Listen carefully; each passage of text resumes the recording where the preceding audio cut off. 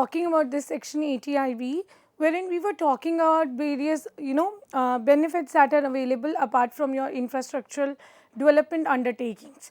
Now you can look into this chart which gives you a little briefing about that how for different activities you are having different set of assessment periods and the deductions that are eligible for the same. Now, when we are talking about these section 80IB, you get the benefits for the housing projects, you get the benefits for your telecommunication services, right, and so on, for laying out the piping facilities. So, these benefits are there for the people who are coming up with any projects apart from your infrastructural projects, right. Now, next we will be going to talk about section 80IC. Now, what is this section 80IC? It talks about the special privileges which are available to special category states. Now, it says that this is a deduction which is in respect of profits and gains that being generated from the undertakings or enterprises which are there set up in special category states. So, it says the eligible businesses will be what? It will be either manufacturing or producing any article or anything which is being specified in this 14th schedule that has sort of begin from 2003 till your period 2012 and specially applicable in the states of your Himachal, Uttaranchal, right. And what are these special category states given a benefit of? That it says that if the undertaking is being situated in a very specified location and the people are engaged in the business of manufacturing or producing any article or thing that is already related to the existing undertaking and which sort of undertakes the substantial expansion and is engaged in the manufacturing of article or thing. So, basically when we talk about this section, we see about number one, it is the benefit which is available for a special category state. Number two, it should be related to the manufacturing or the production of any article or anything which is there in existence within undertaking which has, you need not to create a new one, which is always there, which is already there in place, right. Now, when we say the deduction, so deduction is available when you carry on the business with respect to in any, you carry on the business in export processing zones, you carry on the business in integrated infrastructure development centers, in any industrial growth centers, industrial estates, industrial parks, software technology parks, industrial areas or theme parks. So, this benefit will be available if you carry on any of the businesses with respect to production of the units in either of these segmentations that I provided. So, if you do so and if you are eligible as per the norms, then for the first 5 assessment years, you will be given a benefit of 100% of your profit and gains. That means whatever you run, whatever you earn from running that business, whatever profits and gains that you earn from the same, for the first 5 assessment years, 100% of them will be given as a deduction. Then we say it is for the individuals or the other units 25% and specifically for the companies 30%, that for the next coming subsequent 5 assessment years, the unit is allowed to take the deduction of 25% or 30% in case of companies, right. Now, there being general conditions which was already there in section 10AA, 80IA, 80IAB, which was there in 80IB and similarly in 80IC. What are those conditions? Number one, undertaking not formed by splitting up or reconstruction of a unit which is already in existence, or neither the undertaking is formed by transferring of machinery or plant which is being previously used for any other purpose. There being one exception to this second rule wherein we on and on say okay that you cannot transfer the unit which is already in existence, right. But exception is what? Up to 20% you can go for the transfer. Let's suppose आपकी 10 lakh rupees का asset है unit A में, तो 10 लाख में से up to 20% that means 2 lakh तक के assets को, that means plant and machinery को, you can transfer to this new unit. But that's the upper capping, up to 20%, right? Not beyond 20%. You will be given a privilege. If you are doing so, you will be not eligible for claiming deduction in either of these section, be it your section 10AA, ATI-A, ATI-AB, ATI-C or ATI-B. So, in none of these sections you will be able to claim the benefit. If you flout any of these rules, if you not going by these rules of splitting up the you're doing what is, you are splitting up a unit which is there in existence, or you are reconstructing a unit which is already established. So, that means you are adding no value to the place, no value to the particular regional area, creating nothing new. You are just devising the old one into a new framework, right? So, for that this benefit will not be, certainly be not provided, right. So, that one has to very specifically take care of when going for these specially devised sections. Similarly, we have section 80ID. Now, section 80ID is about the profits and gains that one earns from the business of hotels or convention centers in NCR. Now, it rigids ki okay, you are engaging in the business of hotels and that too in a very specified area. The taxpayer is only engaged in the business of building the hotels or owning them or operating those convention centers, but in these specific areas. If you are not operating into these specified areas, then you will be not given the privileges which are defined under section 80ID. So, 80ID is about your hotels and your convention centers. Now, again the conditions remains the same, that it should not be formed by splitting up or reconstruction of a business already in existence and not formed by transfer to a new business, any of the machineries or plant which being used for any purpose. Now, when we say about the benefits or the deductions that are available, it says that for the first 5 years, 100% of the profits that you generate out of these hotels or convention centers that you establish in these specified areas, per se your NCR area, right. NCR is not entirely NCR, certain parts of the same which are being defined under the act. So, you operating or maintaining any business, so for the first 5 years you will be given a deduction of 100%, right. That is a one and only you could say tranche under which you can get the benefits. You are not having 3 layers of tranche as you have in section 80IA or 80IAB, right. So, that is very particularly about your section 80ID. Now, talking about section 80IE, which is there again, these benefits are there with respect to regional areas. That means herein we are more of talking about that from which state you are operating a unit.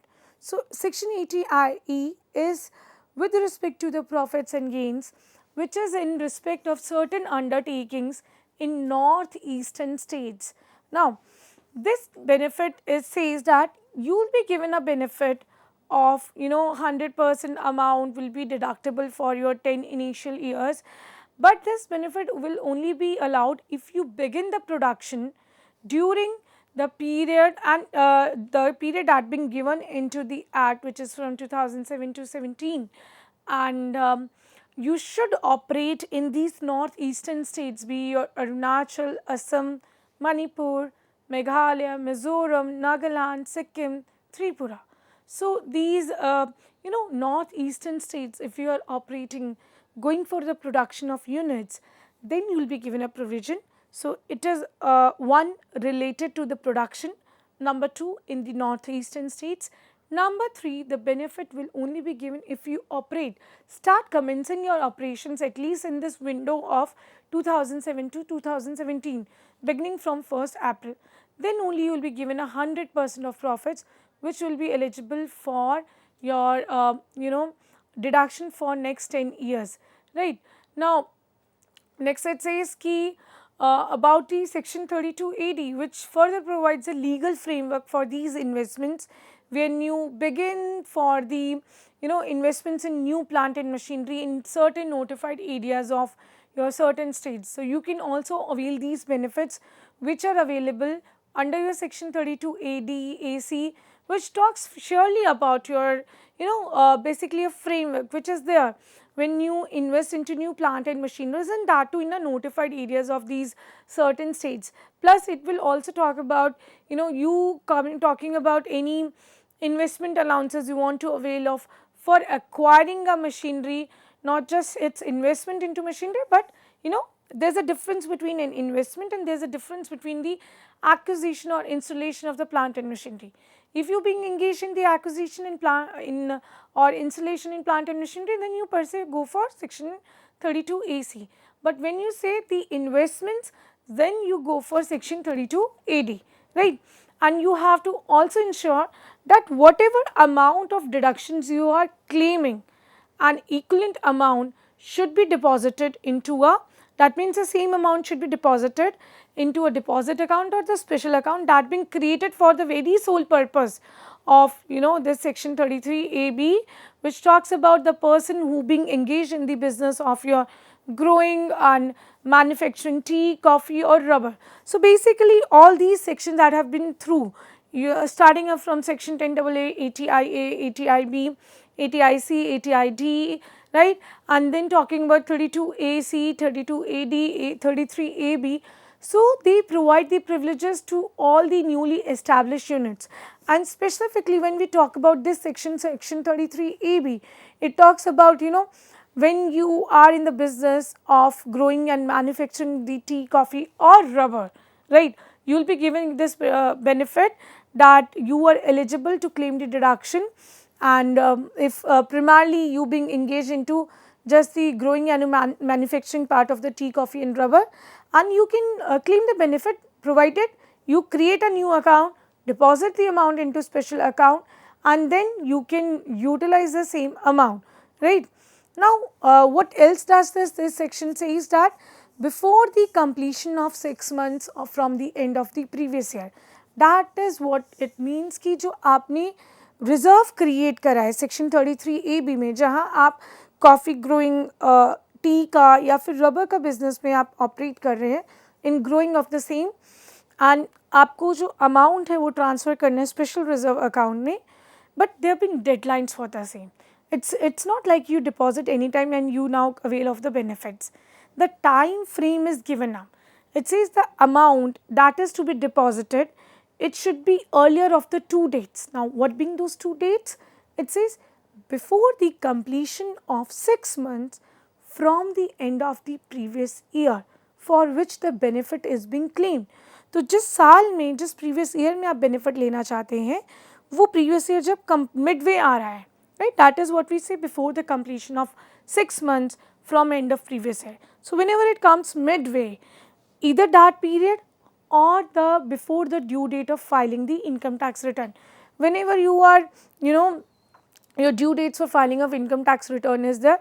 So, in दोनों dates में से जो भी date पहले turn up करेगी, the earlier of the two, you have to deposit the amount by that timeline. अगर आप deposit नहीं करेंगे, अगेन सेक्शन 33 AB हो या जहाँ पर भी आपने प्रीवियस सेक्शन में पढ़ा है, आपको स्पेशल इन्वेस्टमेंट रिजर्व्स क्रिएट करने हैं, स्पेशल रिजर्व्स क्रिएट करने हैं, you will be not given a benefit. The benefit will only be given if you create a fund, utilize it for the purposes given, transfer the amount within the given time period, right.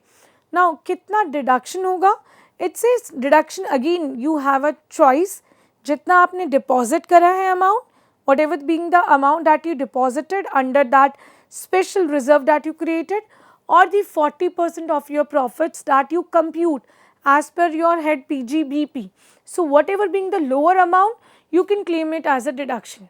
So that makes it very clear and a very defined one, which says like ठीक है, आपने जितना deposit कराना था आपने deposit कराया उसमें special reserve accounts में, या तो वो अमाउंट या फिर आपका PGBP का 40%, जो भी आपको लोअर होगा दोनों में से वो अमाउंट को आप एज डिडक्शंस क्लेम कर सकते हो under your this section 33AB, right. Next we have section 35A B. Now A is more of capital in nature. When we are not just talking about the regular of starting up with the infrastructural units or developing a new unit or creating a new unit or operating in certain states, rather it talks about all of your expenses that are capital in nature. Let's suppose you incur any expenses in acquiring the rights to obtain the licenses to operate your telecommunication services, or you incurring any amount that becomes eligible and to be connected with the licenses that you require for operating the capital nature services, right. So the amount that will be towards this eligible expenditure should actually be paid. That means the benefit is available only on actual payment basis. That means आपने कोई rights bye out करने हैं, capital expenditure rights है जैसे कि आपके telecommunication businesses के, you have to pay it before claiming it.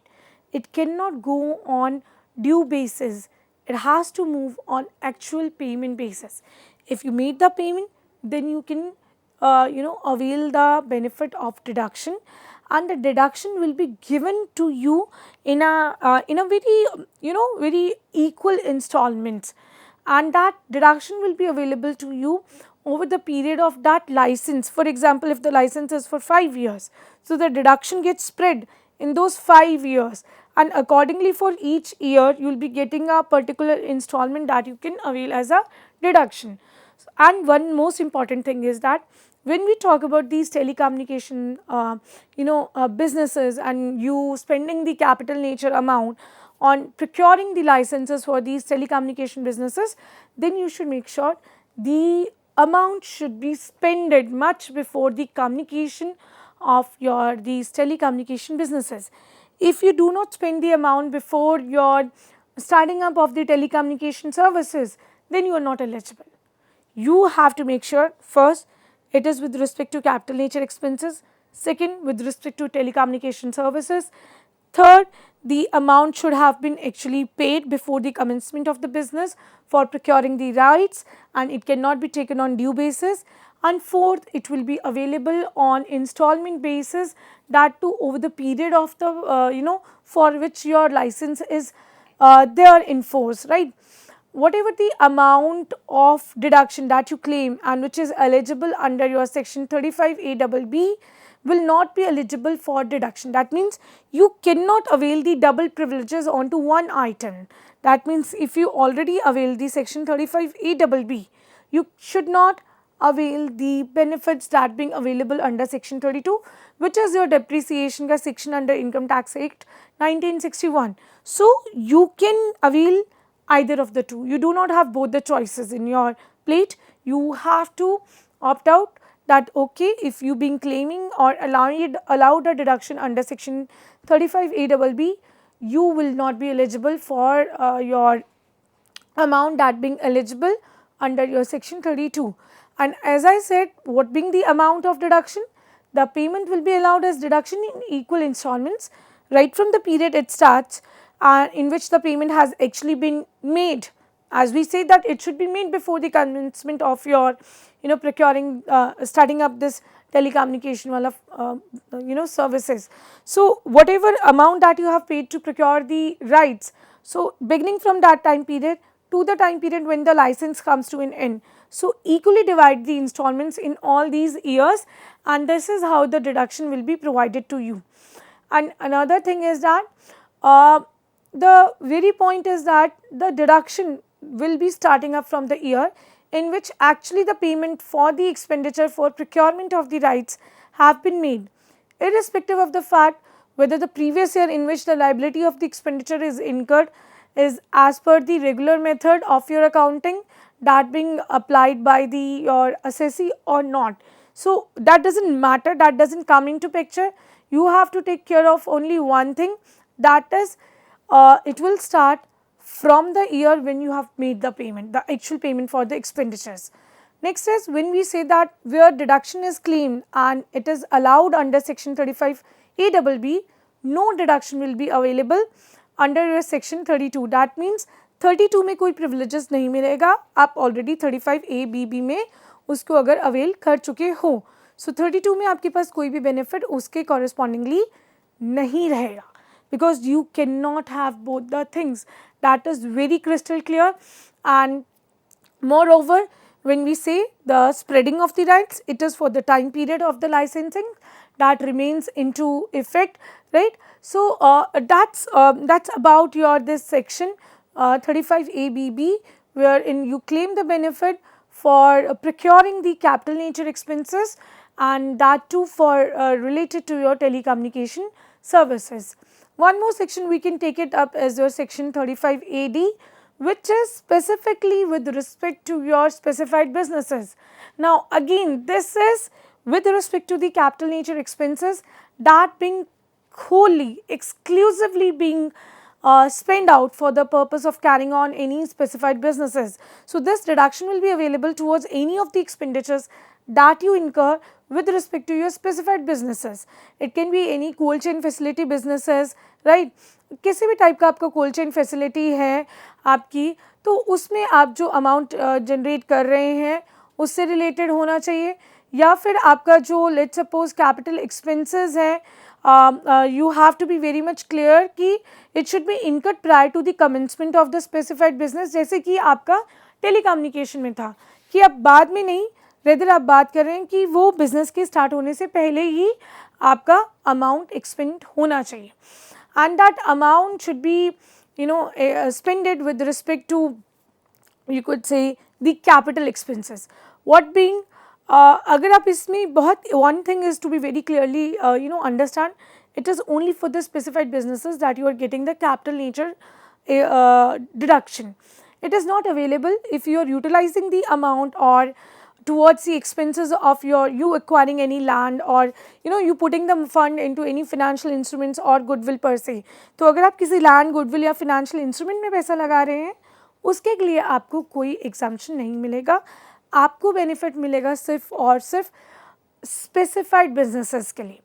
Furthermore, the deduction is also not available अगर आप जो payment कर रहे हैं via cash कर रहे हैं, bearer check कर रहे हैं, क्रॉस चेक कर रहे हैं, एंड जो अमाउंट है वो 10,000 को एक्सीड कर रही है. यानी कि when you want to avail the deduction, the payment that you make for expenses for that specified business should not be more than 10,000 if done through cash, bearer instruments or cross checks, right. That's the one limiting factor. Then the rest of the conditions remains the same, that you not starting the business or setting up a business by splitting up or reconstruction of a business already in existence, not transferring the plant and machinery.